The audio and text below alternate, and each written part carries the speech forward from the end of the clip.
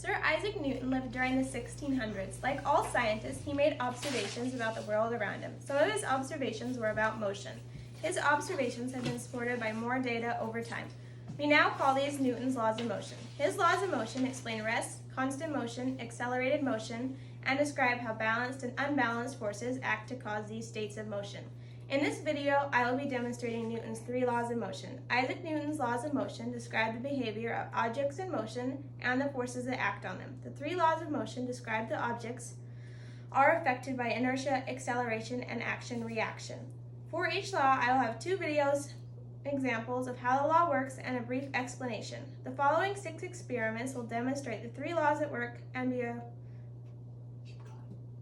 be followed by a brief live analysis and explanation of how the experiments support Newton's laws. Newton's first law of motion. Newton's first law of motion states that an object will remain at rest or in uniform motion in straight line unless acted upon by an external force. It may be seen as a statement about inertia, that objects will remain in their state of motion unless a force acts to change the motion. The speed of motion of an object will not change unless an outside force acts on it. In my first experiment, for example, friction of the floor and air plus the pins are outside forces and change the velocity of the bowling ball. When you change velocity upward, like in outer space, it is no longer pulling down on the object and it can float without gravity. Another good example of this law would be a car wreck, but I'm not going to demonstrate. But is an example of how the 2 objects collide. The contents inside the vehicle keep moving. The outside force is acted upon the car, and this is outside, but not on the people or objects that are inside. A simple catapult is a good example of this law too. In the second experiment of Newton's first law,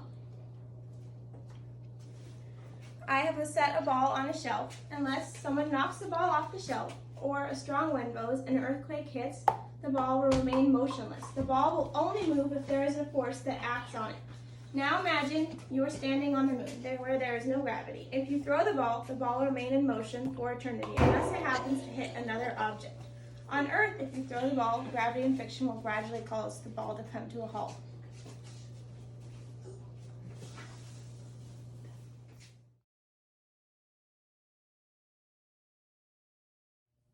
Newton's second law of motion, also known as the law of acceleration, states that objects accelerate when forces act on them. Farther, the larger the object's mass, the greater the force that is needed for the object to accelerate.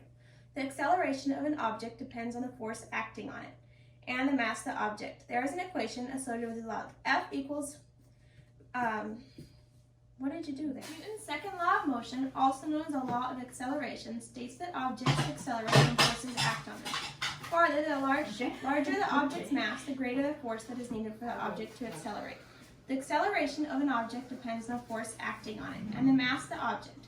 There is an equation associated with this law. F equals mass times acceleration. Force equals mass multiplied by acceleration. Think of shopping for groceries. The mass of an empty shopping cart is less full than... Restart that. The second law of motion, also known as the law of acceleration, states that objects accelerate when forces act on them. Farther, the larger the object's mass, the greater the force that is needed for the object to accelerate. The acceleration of an object depends on the force acting on it and the mass of the object. This is an equation associated with the law. F equals mass times acceleration.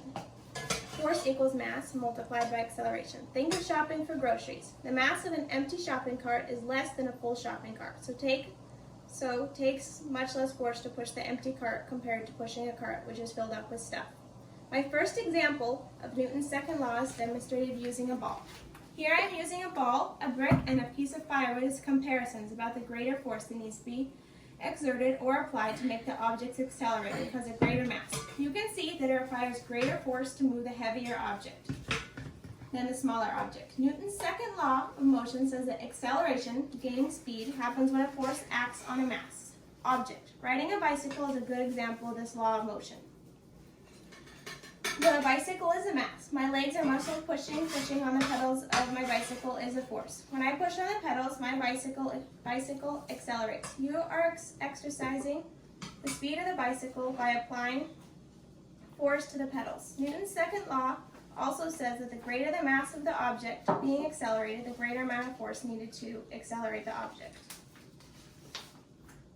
Identical bicycles, and they each have a basket. One bicycle has an empty basket. One bicycle has a full basket of bricks. If you try to ride each bicycle and I push on the pedals with the exact same strength, I'll be able to accelerate the bike with the empty basket more than the bike with a full basket of bricks. The bricks add mass to the second bicycle. With bricks in the basket, I have to apply more force to the pedals to make the bicycle with the bricks in the basket move. In my second experiment demonstrating Newton's second law, I have two boxes, one filled with rice cakes and chips and the other filled with firewood. Though the boxes are similar in size, the box with firewood has greater mass and weight, therefore requires a much greater force to be applied for it to move than the lightweight box of popcorn and chips. Newton's third law of motion states that for every action there is an equal and opposite reaction in the opposite direction. For my first example of the third law, demonstrates two friends are throwing a baseball to each other. When the ball makes contact with my friend's baseball glove, it exerts a force on the glove. At the same time, the glove exerts the same amount of force on the ball. And my second example is that I also have a trampoline that gives a good demonstration of this law.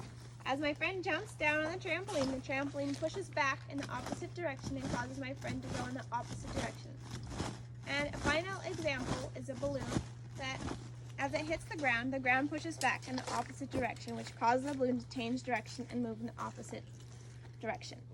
Thanks so much for listening. Hope you learn more about Newton's 3 laws of motion.